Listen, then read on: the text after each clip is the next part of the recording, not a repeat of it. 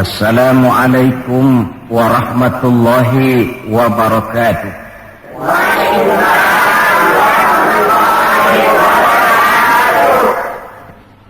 Bismillahirrahmanirrahim. Alhamdulillahi rabbil alamin. Wassalatu wassalamu ala asyrafil anbiya'i wal mursalin Sayyidina Muhammadin wa ala alihi wa ashabihil mujahidin at-tahirin, amma ba'du. Bapak-bapak, ibu-ibu, saudara-saudara, ma'asyiral muslimin rahimakumullah. Pertama, marilah kita memanjatkan puji dan syukur kehadirat Allah Subhanahu wa ta'ala yang atas izinnya saat ini kita dapat bertemu dan berkumpul bersama-sama dalam rangka memperingati maulid junjungan kita Nabi besar Muhammad sallallahu alaihi wasallam. Kita tahu bahwa sejarah sepanjang perjalanannya banyak mencatat orang-orang besar. Ada orang menjadi besar oleh karena pangkat, jabatan dan kekuasaannya. Apabila pangkat, jabatan dan kekuasaannya selesai, maka selesai kebesarannya sampai di situ. Ada orang menjadi besar oleh karena harta benda dan kekayaan yang dimilikinya. Bila satu saat ia jatuh bangkrut, tamatlah kebesarannya sampai di situ. Ada pula orang yang menjadi besar oleh karena ia dibesar-besarkan dan berusaha setengah mati untuk mencapai kebesaran tadi. Bila satu saat terjadi pergeseran nilai, masyarakat mencemoohkannya, maka kebesaran itu pun selesai sampai di situ. Adapun Rasul yang kita peringati maulidnya saat ini, beliau besar bukan lantaran pangkat, jabatan dan kekuasaan. Beliau besar tidak karena harta benda dan kekayaan. Pun beliau menjadi besar tidak karena dibesar-besarkan oleh umatnya. Beliau besar karena dibesarkan oleh Allah Subhanahu wa ta'ala. Satu kali orang sudah dibesarkan oleh Allah, bagaimanapun usaha orang lain untuk mengecilkannya, orang itu akan tetap menjadi besar. Tetapi satu kali orang dikecilkan oleh Allah, satu negara orang mau mengangkat dia, kalau memang dasarnya potongan nyungsep, tentu tidak akan naik ke atas juga. Jelas Pak? Jelas? Apaan? Pokoknya jelas. Tidak ada seorang penulis pun, baik ia dalam Islam maupun dari luar Islam, jikalau mau bicara dengan jujur yang tidak mengagumi kebesaran pribadi dan martabat Rasulullah sallallahu alaihi wasallam. Dalam satu kalimat yang indah, Imam Busairi di dalam qasidah burdahnya menjelaskan kepribadian beliau dengan untayan kata, kal badri fi syarafin wa zahri fi tarafin wal bahri fi karamin wa dahri fi himamin. Rasulullah itu, kata beliau, tinggi martabat bagai rembulan, tabah dan ulet laksana masa, dermawan bak samudra luas biru membentang, tabah dan ulet laksana masa. Itu sebabnya beliau oleh Allah dijadikan figur, dijadikan model dan pola sebagai contoh bagi kehidupan umat Islam. Sehingga di dalam Al-Quran Allah menyatakan, laqad kana lakum fi rasulillahi uswatun hasanah. Sungguh telah ada bagi kamu pada diri Rasulullah itu contoh teladan yang sangat baik. Timbul pertanyaan, mengapa Rasul menjadi contoh buat kita? Pertama, beliau menjadi contoh buat kita karena beliau manusia, hidup dan berjuang secara manusiawi. Kalau manusia disuruh mencontoh manusia, tentu wajar. Yang tidak wajar kalau manusia disuruh mencontoh jin atau malaikat. Maka dalam ayat Quran Allah menyatakan, laqad ja'akum rasulun min anfusikum. Sungguh telah datang kepadamu seorang rasul, yang rasul itu berasal dari jenis kamu manusia. Saudara-saudara, kalau rasul yang diutus Allah itu jin atau malaikat, kemudian berhasil di dalam tugasnya, barangkali kita tidak perlu kagum. Datang rasul ke dunia ini, rasulnya jin. Saya yakin satu dunia mungkin orang beriman semua. Tetapi bukan karena ikhlas dan yakin, mungkin karena ngeri sama rasulnya. Bayangkan kalau rasul jin dia turun ke alam ini dengan segala macam tingkah polanya, mungkin orang sedunia akan menjadi beriman. Yang kedua, rasul menjadi contoh di dalam kehidupan kita karena pribadi beliau lengkap. Artinya, jikalau kita kebetulan seorang pemimpin, beliau juga pemimpin. Jikalau kita seorang jenderal, beliau memimpin tentara di medan perang. Jikalau kita seorang kepala rumah tangga, beliau punya anak dan istri. Jikalau kita seorang guru, beliau mengajar jamaah di masjid. Jikalau kita seorang pedagang, beliau pun pedagang yang jujur. Jikalau kita seorang mubalik, beliau juga berdakwah menyampaikan Islam kepada manusia. Di dalam keseluruhannya itu tercemin uswatun hasanah, contoh teladan yang sangat baik. Maka kehabisan alasan seorang muslim yang tidak mencontoh pribadi beliau. Oleh sebab itu ironi dan sangat kita sayangkan jikalau seorang muslim tahu betul sejarah kehidupan Benito Mussolini, dia hafal sejarahnya Adolf Hitler, dia tahu sejarahnya Napoleon Bonaparte, dia hafal benar ajarannya Karl Marx, tapi dia buta terhadap hidup dan kehidupan Rasulullah sallallahu alaihi wasallam. Saudara hadirin yang berbahagia, yang akan kita bicarakan pada kesempatan ini, bagaimana cinta Rasul kepada umatnya dan bagaimana sewajarnya cinta kita umatnya kepada beliau. Bahwa Rasul yang kita peringati maulidnya saat ini cinta betul kepada kita umatnya, dapat saya kemukakan beberapa data. Dari sini nanti kita introspeksi. Kalau tahulah kita begitu besar cinta Rasul kepada kita, apa tidak wajar kita juga cinta kepada beliau? Kalau logika ini sudah diterima, pembicaraan pun kita lanjutkan kepada bagaimana sih sebenarnya cinta kepada Rasul itu. Bukti pertama bahwa beliau cinta kepada kita. Saudara-saudara, menurut ukuran zaman sekarang, Rasulullah itu pan hidupnya miskin. Malahan ada satu doa yang sering beliau baca. Ini kalau doa ini saya kasih saudara-saudara, kira-kira mau diamalin gak? Kalau saya terus terang belum mau. Doanya begini, dan ini sering Rasul baca. Allahumma ahyini miskinan, wa tawaffani miskinan, wa hasyirni yaumal qiyamah fi zumratil masakin. Ya Allah, hidupkan saya dalam keadaan miskin. Matikan saya dalam keadaan miskin dan kumpulkan saya di akhirat nanti bersama golongan orang-orang miskin. Yang tadi sudah kadang bilang mau diamalin ini ya. Saya sudah bilang tadi saya belum tapi mau. Kita baca dalam sejarah beliau itu rumahnya kecil. Tidurnya di atas pelepah daun korma, kadang-kadang sampai berbekas di pipinya. Sarapan paginya seteguk air zam-zam, sepotong roti, kadang 3 butir korma. Di tengah kemiskinannya Allah pernah menantang beliau dengan kata, "Wala saufa yu'tika rabbuka fatarda."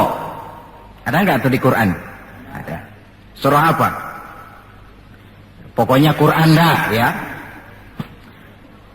"Wala saufa yu'tika rabbuka fatarda." Allah akan memberikan kepadamu wahai Muhammad apa saja yang menyenangkan hatimu. Apa yang kamu mau, ngomong saja, Allah berikan. Jikalau engkau Muhammad kepengen kekuasaan yang luas, kami angkat kau menjadi raja di raja, menjadi king of king, istilah kerennya.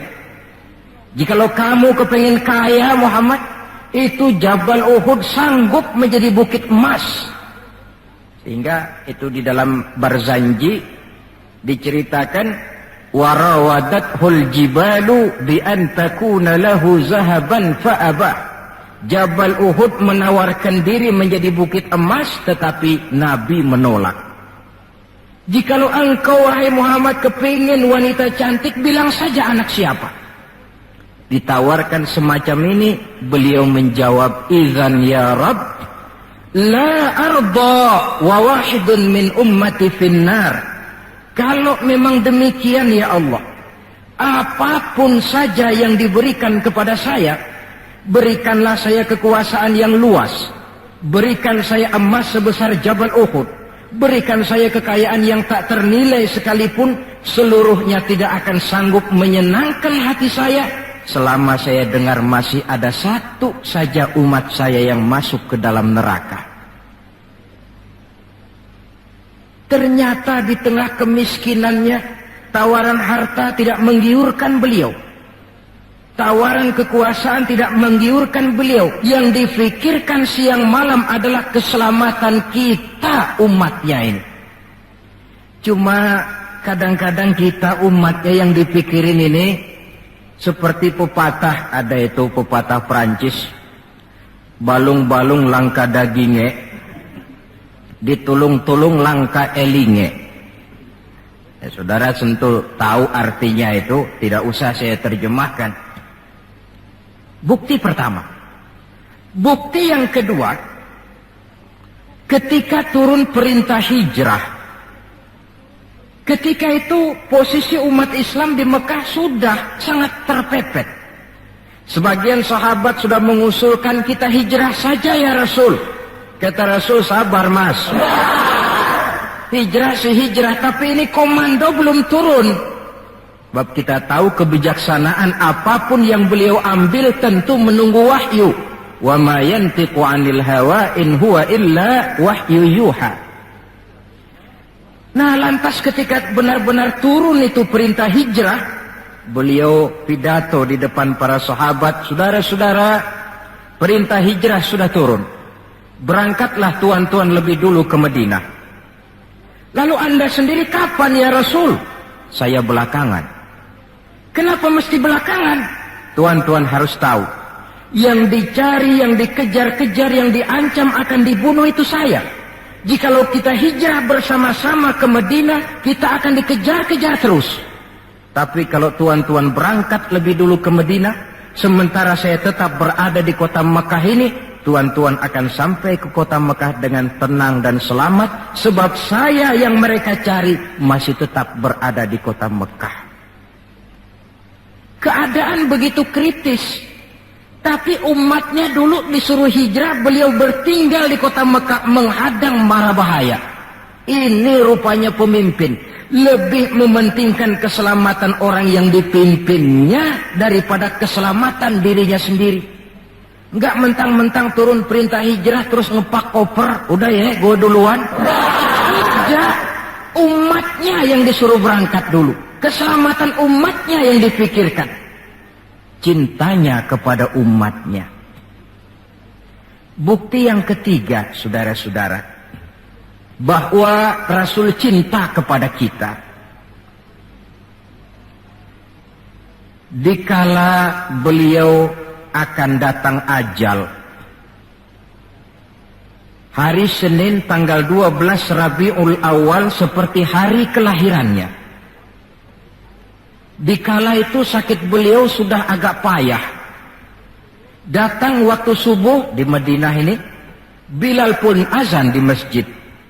Selesai azan, sebagian sahabat melakukan sholat sunnah qobliyah, lalu menunggu kedatangan baginda Rasul Sallallahu Alaihi Wasallam untuk mengimami sholat subuh. Lantaran ditunggu lama tidak datang, akhirnya Bilal diutus menjemput baginda Rasul. Ketika sampai di rumah, beliau berkata, Bilal, sakitku sudah agak payah ini. Rasa-rasanya tak kuat lagi aku jadi imam. Kau kembalilah ke masjid, sampaikan ini kepada semua sahabat dan minta kesediaan Abu Bakar menjadi imam. Bilal dengan muka sedih dan air mata berurai membasahi pipi, berangkatlah ke masjid. Saudara-saudara, baginda Rasul sudah tidak kuat lagi mengimami sholat. Beliau perintah Abu Bakar untuk menjadi imam. Kata Abu Bakar, saya tidak mau jadi imam kalau baginda Rasul masih hidup. Ini termasuk akhlak, etika para sahabat. Akhirnya satu masjid nangis semua. Sholat subuh belum nangis. Sampai tangisan itu kedengaran ke rumah Nabi. Beliau berkata kepada putrinya Fatimah, coba kau lihat kenapa orang di masjid nangis. Setelah Fatimah kembali lapor, Abah, mereka sedih karena sadar bahwa saat berpisah sudah hampir datang. Kalau begitu, suruhlah Bilal kemari. Datang Bilal, dipapah Rasul berangkat juga ke masjid mengimami sholat. Sholatnya ringkas karena beliau sakit. Dan memang beliau juga mengajarkan, idza amma ahadukumun nas falyukhaffif. Kalau kamu jadi imam, ringankan sholatmu. Kalau jadi imam jangan panjang-panjang. Sebab apa? Di belakang kamu yang jadi makmum itu orangnya tidak sama semua. Ada orang tua yang diri saja sudah payah. Ada orang yang punya penyakit darah tinggi, kalau sujud kelamaan kepalanya ngebet. Ada yang habis sholat janji mau terima duit, kakinya sudah gatal kepengen pulang.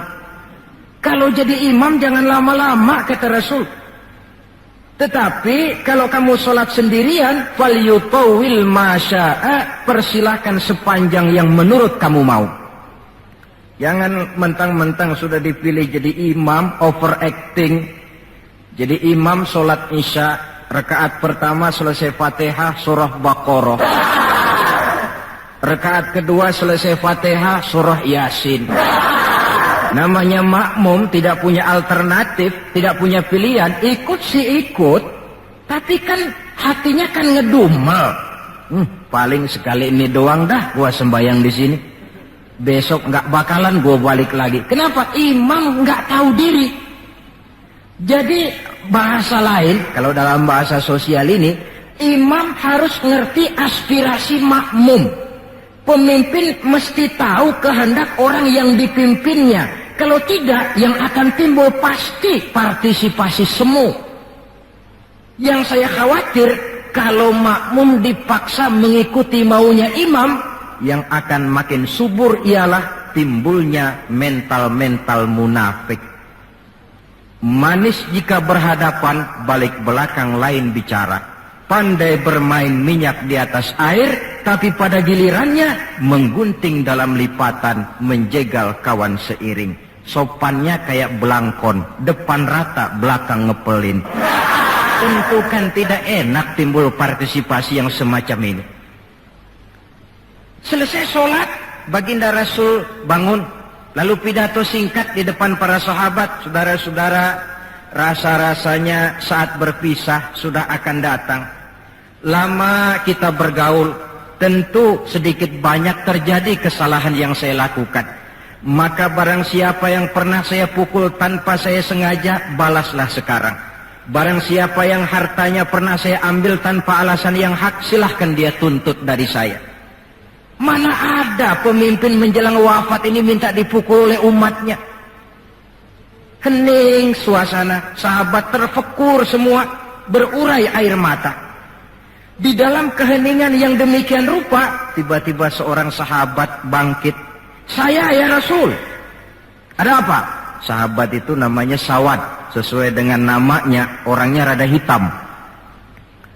Ya Rasul, dalam satu peperangan, Tuan mau mecut onta.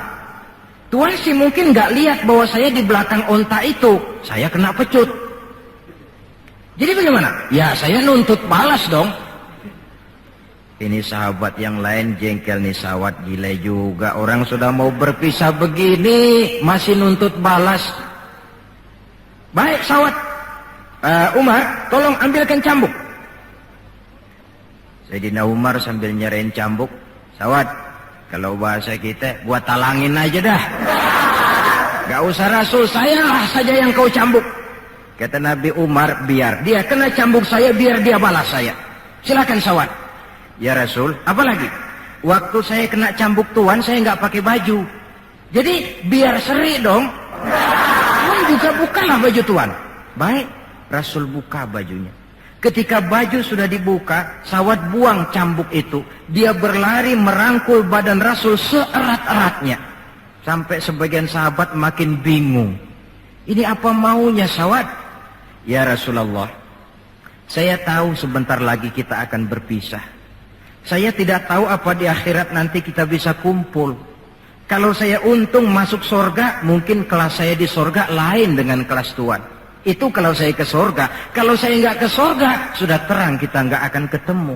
Maka sebelum saya berpisah dengan tuan, saya kepengen kulit badan saya yang hina ini bersentuhan dengan kulit badan tuan yang mulia. Kalau saya nggak akal-akalin begitu, tuan nggak bakalan buka baju katanya. Oh, rupanya itu yang dimaui sawat. Sehingga Rasul dalam keharuannya beliau berkata, siapa yang ingin melihat contoh salah seorang penduduk sorga, lihatlah sawat ini, karena dia cinta benar kepada saya. Setelah itu beliau kembali ke rumahnya, berkata kepada putrinya Fatimah, kalau ada tamu bilang Abah sudah tidak bisa terima tamu. Baik Abah. Sementara Allah memerintahkan malaikat maut datang. Malaikat maut, turun kau ke alam, ambil roh kekasihku Muhammad. Turun malaikat maut dalam bentuk manusia. Ketuk pintu, keluarlah Fatimah putri baginda Nabi. Tuan, maaf saja, ayah tidak terima tamu. Katakan, saya yang datang. Melihat roman muka orang ini, Fatimah gemetar seluruh badannya, lalu kembali kepada ayahnya. Ayah, ada tamu. Saya bilang ayah tidak terima tamu.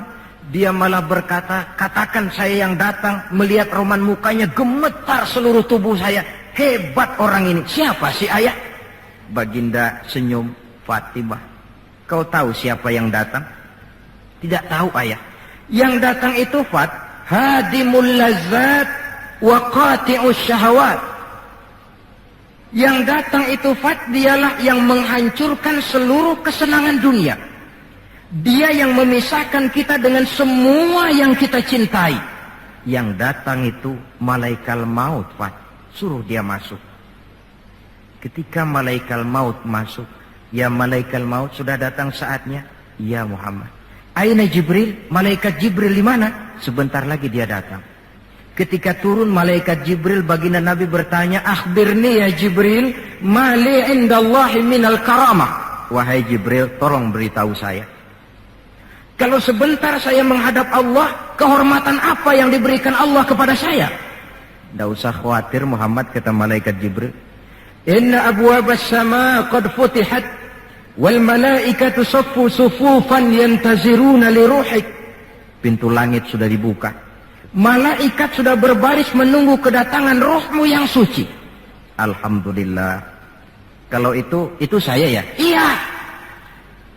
Kalau umat saya bagaimana Jibril? Umat saya. Umatmu, iya. Umatmu juga jangan khawatir Muhammad. Allah sudah memberikan fasilitas, kata Allah, inni haramtul jannata ala sairil umam hatta tadkhulaha ummatuka. Surga ku haramkan buat seluruh umat, kecuali kalau umatmu Muhammad sudah masuk ke dalamnya.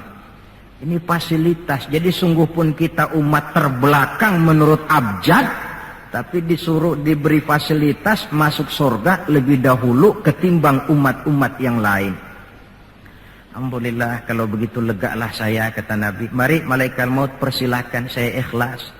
Lalu diambillah ruh beliau perlahan-lahan, naik ruh itu ke lutut, ke pusat, ke dada, sampai ruh di tenggorokan.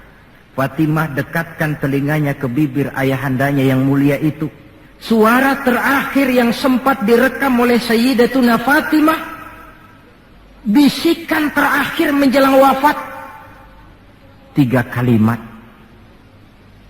As-shalah, as-shalah, an-nisa, ittaqun nisa, ummati, ummati. Dengan kalimat itu beliau kembali menghadap Allah. Solat, jaga solat. Wanita, lindungi kaum wanita. Umatku, umatku. Itu kalimat terakhir yang beliau ucapkan. Kita umatnya yang disebut. Manalah di dunia ini pemimpin yang sempat nyebut umatnya dikala mau ajal. Napoleon Bonaparte, singa daratan Eropa, luas kekuasaannya, dikala mau wafat dia tidak sempat nyebut bangsanya, bangsa Prancis. Yang sering dia sebut Margaret Josephine, Margaret Josephine, gacoannya. Adolf Hitler, gagah perkasa. Dikala hari-hari akhir kejayaannya, dia tidak nyebut Jerman. Dia tidak nyebut suku bangsa Arya yang dia agul-agulkan. Yang banyak dia sebut Eva Braun, Eva Braun. Sebagaimana Julius Caesar pun menyebut Cleopatra. Adapun baginda Rasul di akhir hayatnya tidak beliau nyebut bangsa Arab. Tidak anaknya, tidak istrinya, tidak sahabat dan orang-orang yang dekat dengan beliau. Tetapi yang disebut kita umatnya. Pada detik-detik terakhir daripada kehidupan beliau. 3. Bukti yang keempat bahwa beliau cinta betul kepada kita umatnya. Nanti di akhirat. Ini sudah ada yang pernah ke akhirat belum? Sama. Mau? Bukan, kalau mau saya catat besok berangkat. Ini gampang kok ini urusan ini. Nanti di akhirat, setelah Allah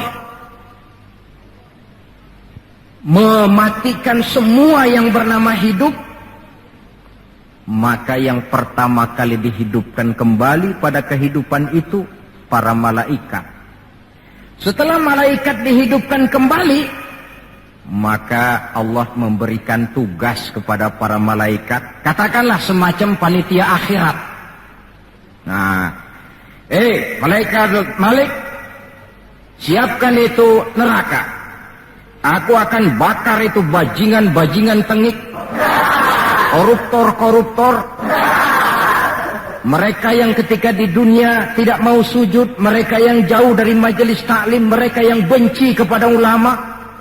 Kau Ridwan, siapkan surga. Aku akan balas hamba-hambaku yang ketika di dunia mereka rajin sujud, dekat dengan ulama, menyintai majelis taklim, gemar berbuat kebajikan. Kamu Jibril dan Mikail berangkat ke surga, ambil kendaraan yang bernama Buraq, bawa pakaian kebesaran, turun ke alam, cari di mana kubur kekasihku Muhammad, bawa dia ke surga. Turunlah malaikat Jibril dan Mikail.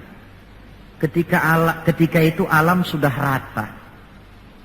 Malaikat Jibril berdoa, ya Allah, saya mohon pertolonganmu agar bumi yang menyimpan tubuh suci Muhammad terbuka hendaknya. Terbuka kubur Nabi. Beliau bangkit dari kubur mengusap-usap mata seperti orang bangun tidur. Tengok kanan malaikat Jibril, tengok kiri malaikat Mikail. Lalu beliau bertanya, ayu yaumin hadza ya Jibril? Ini hari apa ya Jibril? Kata malaikat Jibril, ya Muhammad, hadza ma wa'ada ar-Rahman. Inilah hari yang dijanjikan Allah. Ini hari kiamat Muhammad. Kiamat, kiamat. Ya Jibril, jikalau ini memang hari kiamat, aina tarakta ummati? Kalau ini memang hari kiamat Jibril, umat saya di mana? Kita yang ditanya. Bangun dari kubur, tahu kalau itu hari kiamat, pertanyaan pertama, umat saya di mana? Barangkali kalau saudara yang bangun paling dulu dari... Adapun baginda Nabi, saudara-saudara, ketika pertama bangkit dari kubur itu, kitalah umatnya yang menjadi pertanyaan pertama. Malaikat Jibril menjawab, ya Muhammad, tidak ada orang yang dibangkitkan sebelum kamu. Kaulah orang pertama. Lalu bagaimana sekarang? Kita ke surga. Perintah Allah, perintah Allah. Berangkat ke surga. Setelah di surga, beliau seperti orang bingung. Sampai Allah menegur, ya Muhammad, apa kurang enak surga? Enak ya Allah. Apa tidak cukup fasilitas? Cukup. Kenapa kamu seperti orang tidak betah? Saya mikir umat saya ya Allah. Iya, saya sudah enak-enak duduk di kursi empuk. Umat saya bagaimana umat saya? Jadi mau kamu bagaimana? Saya minta izin ya Allah, mau keluar dulu, mau tengok saya punya umat. Sudah di surga permisi keluar mau tengokin umatnya. Dikala kita umatnya lewat di atas sirat, beliau angkat kedua tangan seraya berdoa, Allahumma sallim sallim. Ya Allah, selamatkan umatku yang sedang lewat di atas sirat, selamatkan ya Allah. Dari dunia sampai akhirat beliau cinta kepada kita. Dari dunia sampai akhirat beliau bela kita. Betapa pemimpin semacam ini tidak kita cintai. Masalahnya sekarang, kalau kita sudah sependapat bahwa kita juga cinta kepada Rasul, apa sih artinya cinta kepada Rasul itu? Hadirin, pertama, man ahabba syai'an aktsara min dzikrihi.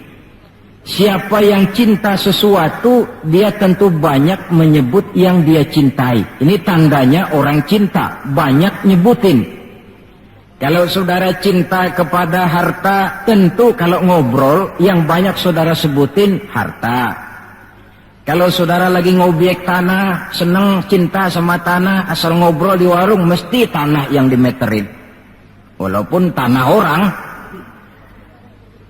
Kalau saudara kebetulan sedang jatuh cinta kepada seorang perempuan, bahkan dalam tidur pun kebawa-bawa namanya saudara sebut. Orang yang cinta sesuatu, dia banyak menyebut yang dia cintai. Cinta kepada Nabi, banyak menyebut Nabi. Menyebut Nabi apa lalu? Muhammad, Muhammad, Muhammad, Muhammad. Tentu bukan. Sebab kita tahu dalam kehidupan sehari-hari saja kita punya tata krama. Gubernur lewat, tentu tidak berani kita secara langsung menyebut namanya. Mesti kita berkata, itu ada Bapak Gubernur lewat. Kita sebutlah predikatnya. Itu ada Bapak Menteri lewat. Itu kepada pejabat. Entahlah pula kepada seorang junjungan alam. Banyak menyebut Nabi artinya banyak membaca sholawat kepada beliau. Sekurang-kurangnya Allahumma salli ala Sayyidina Muhammad wa ala ali Sayyidina Muhammad. Satu. Yang kedua, orang yang cinta kepada sesuatu biasanya menjaga, memelihara warisannya. Kita punya orang tua meninggal dunia, ada warisannya, tentu kita jaga sebaik-baiknya. Sudahlah nggak bisa nambahin, sekurang-kurangnya nggak jualin melulu. Jikalau Rasul meninggalkan kita, jelas beliau tidak meninggalkan harta. Beliau tidak meninggalkan kebun, pabrik, tanah dan sebagainya. Tapi beliau meninggalkan warisan kepada kita untuk kita jaga, kita pelihara bersama. Apa yang warisan yang beliau tinggalkan? Prinsipnya 3. Yang kedua terdapat dalam hadis, taraktu fikum amrain lan tadillu ma in tamassaktum bihima abada, kitaballah wa sunnata rasulih. Aku tinggalkan kepadamu 2 perkara yang jikalau kamu mau berpegang teguh kepada keduanya, kau tidak akan sesat untuk selamanya. Quran dan sunnah Rasul. 2. Warisan yang ketiga dalam hadis, al-ulama warasatul anbiya. Ulama adalah ahli waris Nabi. Kalau demikian, maka warisan Nabi itu 3: Quran, sunnah, ulama. Inilah warisan yang perlu kita jaga, warisan yang perlu kita pelihara, yang kita laksanakan dan terjemahkan di dalam kehidupan kita. Mari kita lihat. Warisan pertama, Quran.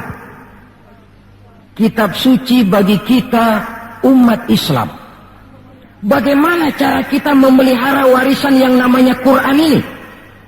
Pertama, usahakanlah agar membaca Quran menjadi salah satu hobi di dalam kehidupan kita.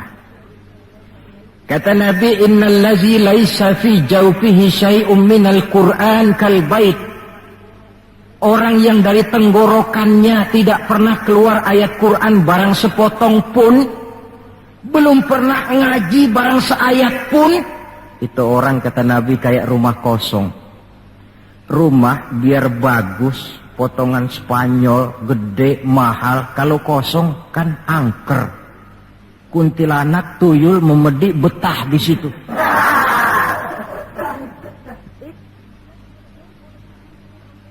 Dan oleh karena Quran ini produk Allah, dibaca dalam segala keadaan pantas. Di gubuk reot di pinggir kali ada orang baca Quran, pantas. Di rumah mewah ada yang baca Quran, cocok. Kemudian orang sedih baca Quran, terhibur. Orang gembira baca Quran, tidak menjadi lupa diri. Di istana ada yang baca Quran, pantas. Di depan kubur ada yang baca Quran, pantas. Orang kawin dibacakan Quran, bagus. Orang mati dibacakan Quran juga cocok. Lantaran dia produk Allah. Setelah membacanya, lalu meningkatkan kepada tahapan yang kedua, mencoba memahami isinya. Lewat segala kesempatan yang memang mungkin, entahlah dengan jalan mengaji, tukar pikiran, diskusi, banyak membaca. Tetapi tentu dengan catatan bahwa kita memahami Al-Quran ini tidak bisa mengandalkan kemampuan intelektual semata-mata. Seperti yang banyak gejalanya terjadi di zaman sekarang ini. Di mana orang mencoba menggali hakikat Quran dengan mengandalkan kemampuan intelektualnya. Kadang-kadang bahasa Arab saja nggak ngerti. Dia gali Quran cuma sekedar lewat terjemahannya. Yang saya khawatir akan timbul kecenderungan di mana orang mikir dulu baru nyari ayat. Akhirnya ayat Quran dicocok-cocokin sama pikirannya. Bukan ada ayat dipikirin, tapi malah mikir dulu baru mencari ayat. Saudara hadirin, munculnya pesantren-pesantren kilat dalam upaya memahami Islam. Secara pribadi saya bersyukur, merasa gembira, tetapi yang saya sayangkan jikalau dengan pesantren kilat itu lalu merasa bahwa diri sudah cukup. Setelah nyantren 1 minggu pesantren kilat, keluar pesantren sudah kayak pendekar, ulama anu salah, kiai anu nggak bener, ustadz anu salah, semua ulama-ulama salah. Baru nyantren seminggu sudah semuanya salah. Lebih celaka lagi kalau nanti upaya memahami Islamnya, ini dalam bahasa sosialnya disebut frame of reference, seperti orang buta kenal gajah, yang mati-matian mempertahankan teori bahwa gajah itu tipis dan lebar seperti kipas, cuma karena kebetulan yang dia pegang baru sekedar telinga gajah. Maka upaya memahami Al-Quran tidak bisa dilepaskan kaitannya dengan bantuan orang yang ahli di bidang itu. Barangkali sudah banyak terjemahan Quran di dalam bahasa Belanda, bahasa Inggris, apalagi bahasa Indonesia. Yang agak sulit sekarang mencari terjemahan Quran di dalam kehidupan kita. Saya sering ambil contoh ringan. Umpamanya, nih sensus versi saya. Konon kabarnya, menurut kata yang empunya cerita, penduduk Indonesia ini 90% beragama Islam. Betul kan? Ya. Kalau saya numpang tanya, dari jumlah 90% ini, berapa persen yang bisa baca Quran? Kira-kira ada nggak separuhnya? Rasanya nggak ada. 30%. 20% ada ya? 20% adalah, kurang-kurang dikit sama kawan jadilah 20%. Dari jumlah 20% yang bisa baca Quran, numpang tanya lagi, berapa persen yang bisa baca dan tahu artinya? Ada 5%? Saya kira adalah 5% berikut santri-santri yang di pondok pesantren itu. Dari jumlah 5% yang bisa baca Quran dan tahu artinya, berapa persen yang bisa baca, tahu artinya, lalu mengamalkan ajaran Quran? Ini yang masih bisa dihitung dengan jari. Sehingga tidak heran bahwa umat ini mayoritas, tapi lebih sering jadi penonton daripada jadi pemain. Lebih sering jadi objek daripada menjadi subjek. Dalam bahasa Arabnya lebih sering menjadi maf'ul daripada menjadi fa'il. Sebab kuantitas yang tidak diiringi oleh kualitas, ini yang bahasa Nabi, ghusa'un ka ghusa'is sail, seperti busa di lautan. Banyak tapi centang perenang. Banyak tapi tidak punya daya dan kekuatan, dihempaskan ke tepian pantai tanpa punya makna dan arti. Kadang kita baca Quran, tapi sementara di pihak lain kita juga yang menginjak-injak isinya. Kita baca ayat, wa ahallallahul bai'a wa harramar riba. Allah halalkan jual beli, Allah haramkan riba, tapi renten ditelan terus. Kita baca ayat, wa tasimu bihablillahi jami'an wa la tafarraqu. Berpegang teguhlah kepada tali Allah, jangan kamu bercerai-berai, tetapi sesama muslim main pelotot-pelototan jalan terus.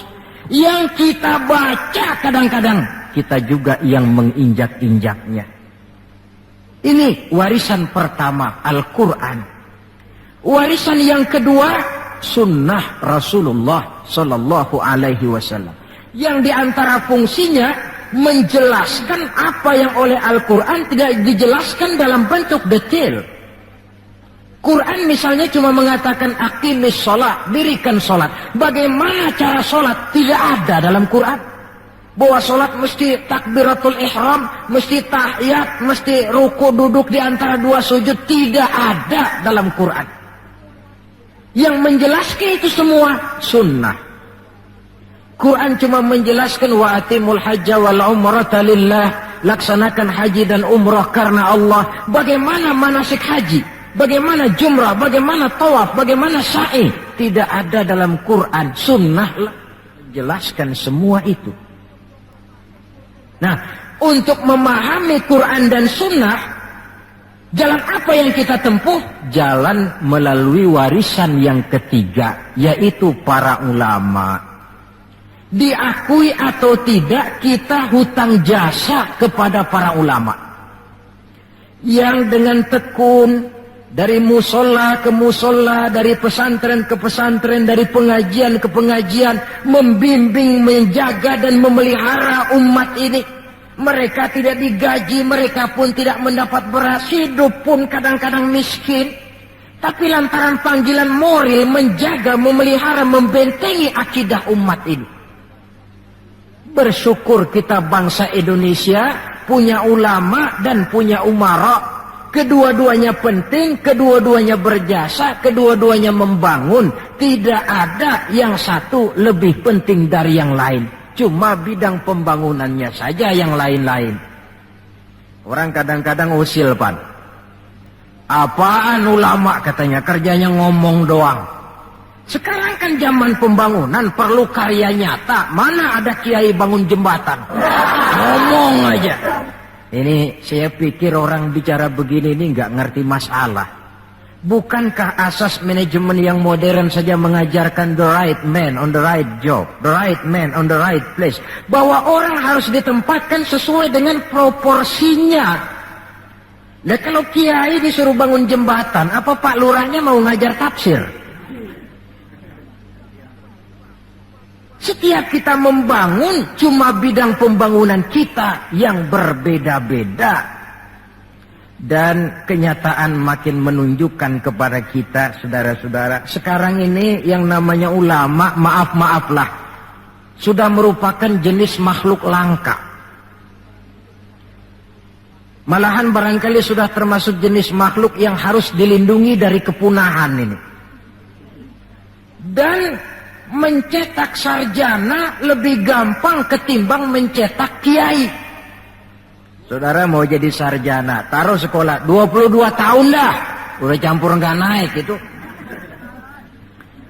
Ya cobalah kalau TK 1 tahun, TK 1 tahun, SD 6 tahun, PAN 7 tahun, SMP 3 tahun, 10 tahun, SMA 3 tahun, 13 tahun, kuliahlah 5 tahun, 18 tahun, cadangan nggak naik lah 4 tahun. Masa dicadangin nggak 4 tahun nggak selesai, sarjana tinggal pilih. Tapi saudara ngaji dari kecil sampai 20-30 tahun belum tentu loh jadi kiai. Dan nggak bisa minta. Mas, gua kan ngaji melulu, panggil gua kiai, kenapa sih? Loh, kiai minta begini kan nggak bisa. Kalau ilmunya diakui, akhlaknya jadi contoh, perjuangannya diteladani, umat bersimpati, lalu masyarakat beramai-ramai secara praktis menyebutnya kiai. SK-nya itu di tangan umat. Oleh karena SK-nya di tangan umat, dia tidak kenal pensiun dan jam kerjanya pun 24 jam. Kapan umat perlukan, dia mesti berangkat.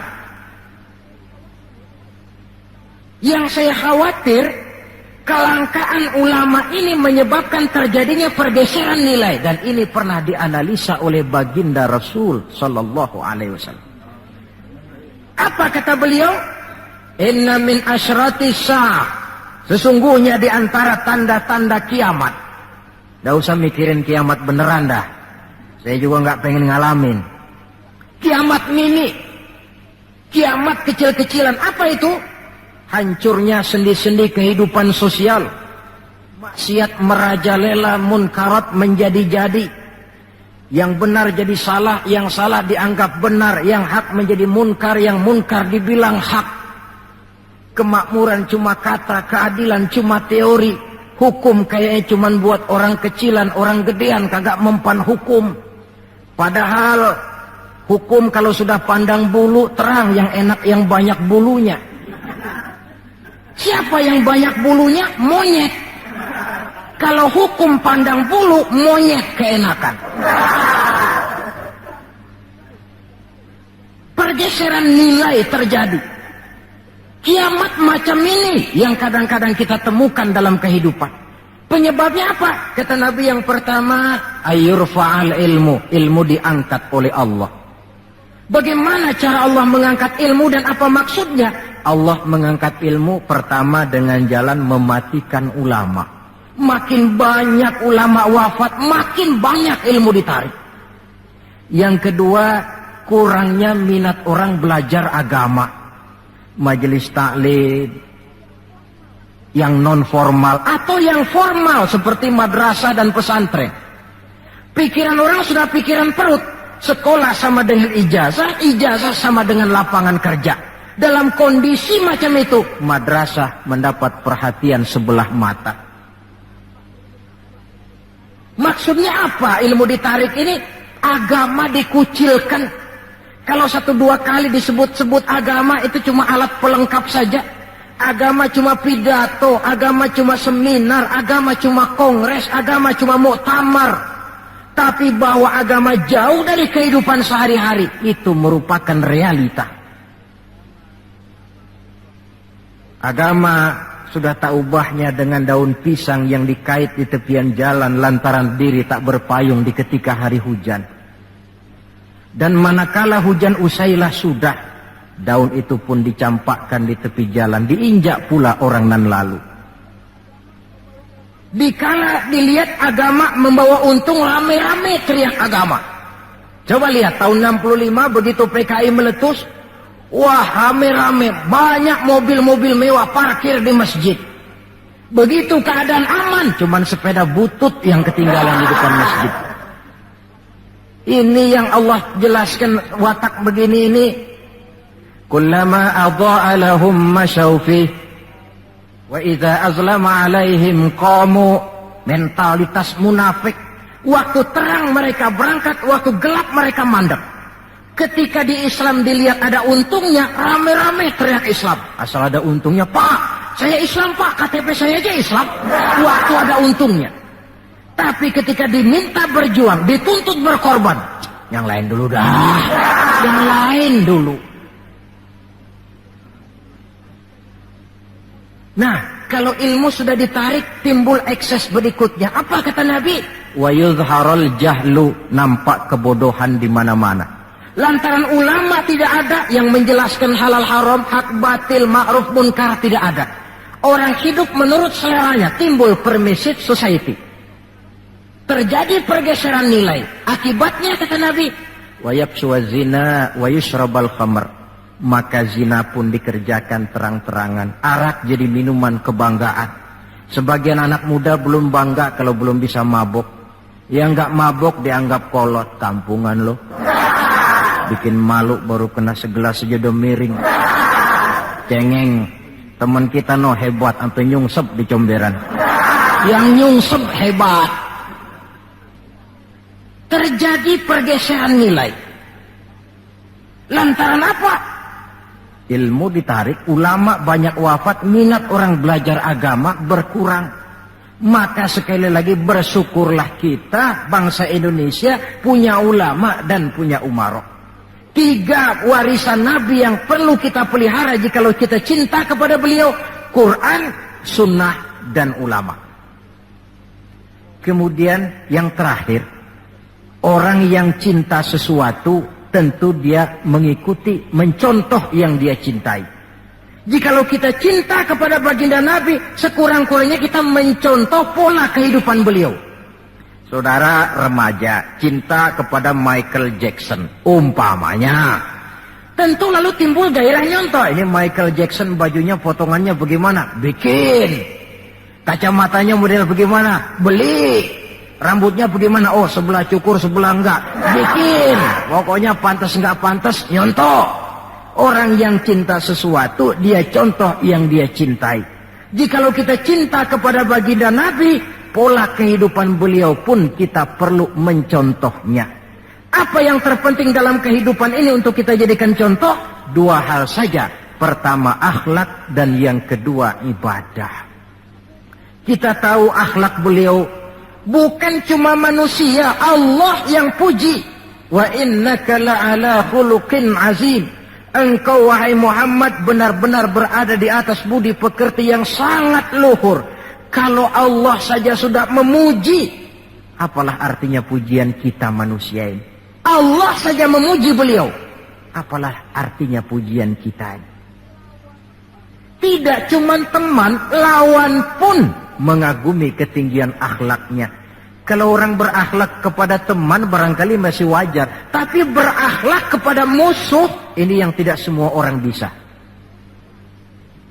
Pernah selesai sholat zuhur, beliau tidur di bawah pohon korma. Datang orang kafir namanya Da'sur menghunus pedang. Muhammad, kemarin banyak temanmu, boleh jadi kau bertingkah.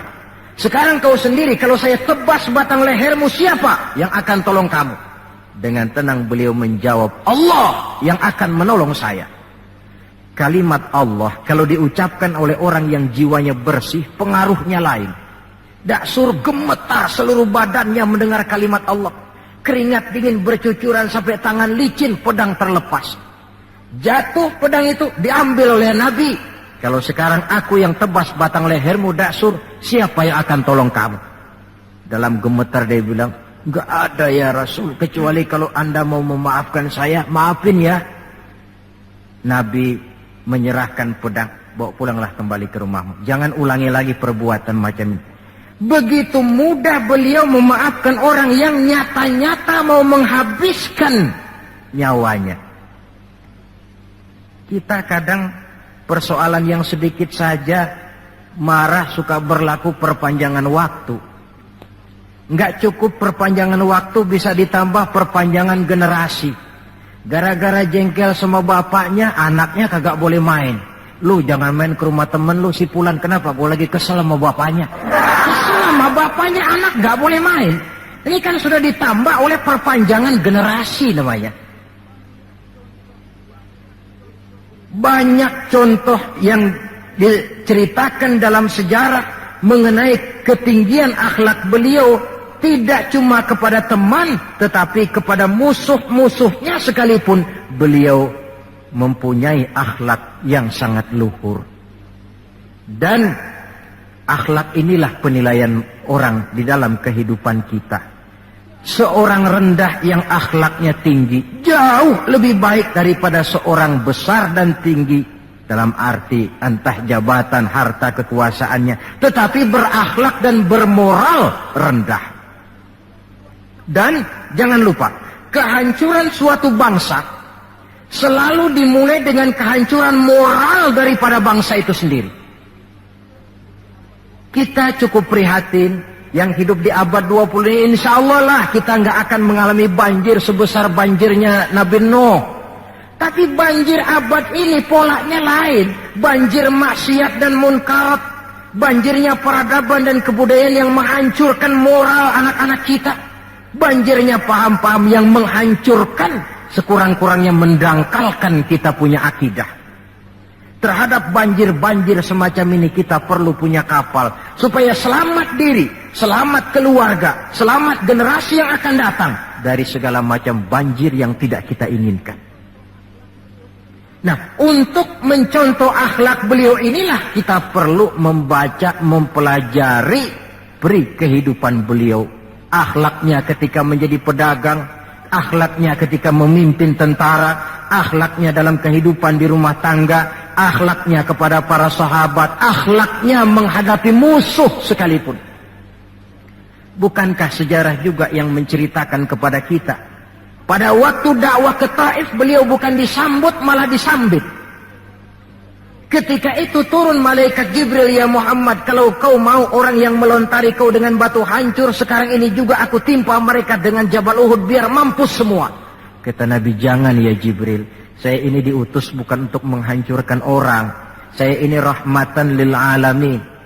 Jadi mau kamu apa? Saya cuma mau berdoa buat mereka. Allahumma hdi qaumi fa innahum la ya'lamun. Ya Allah, berikan hidayah, petunjuk kepada kaumku yang tadi melontari aku dengan batu lantaran mereka tidak tahu. Karena tidak tahu maka mereka lontari aku dengan batu. Andai mereka tahu, itu tidak akan mereka lakukan. Sudahlah dilontari batu, yang melontari batu malah didoakan dan doanya pun bagus. Akhlak di dalam kehidupan. Hal kedua yang mau kita contoh adalah ibadah. Hadirin, kalau ada satu-satunya manusia yang sudah mendapat jaminan ampun dari segala dosa, itu cuma baginda Nabi orangnya. Liyaghfira lakallahu ma taqaddama min dzambika wa ma ta'akhkhar. Ya Muhammad, dosamu yang dulu, yang sekarang, yang akan datang, jikalau memang ada, semuanya sudah dijamin ampun oleh Allah. Tapi makin diampuni, makin banyak ibadahnya. Lantaran sandaran vertikalnya benar, beliau dekat dengan Allah. Lantaran Allah dekat, pertolongan selalu datang. Bukankah manusia cuma pandai berusaha dan berusaha, namun kepastian sepenuhnya di tangan Allah. Kesanalah kita perlu berhubungan secara baik supaya maksud dan tujuan kita terlaksana. Nah, ibu-ibu dan bapak-bapak, maafkan saya agaknya cuma sekedar inilah yang dapat saya sampaikan pada pertemuan kali ini. Mudah-mudahan cinta kita kepada baginda Rasul bisa kita wujudkan dengan pertama, banyak membaca sholawat kepada beliau. Yang kedua, menjaga warisan yang beliau tinggalkan, Quran, sunnah, dan ulama. Dan yang ketiga, mencontoh beliau sesuai dengan batas kemampuan kita sebagai manusia. Sekian dan demikianlah, lebih kurang mohon maaf. Usikum wa iyaya bitaqwallah. Wassalamualaikum warahmatullahi wabarakatuh.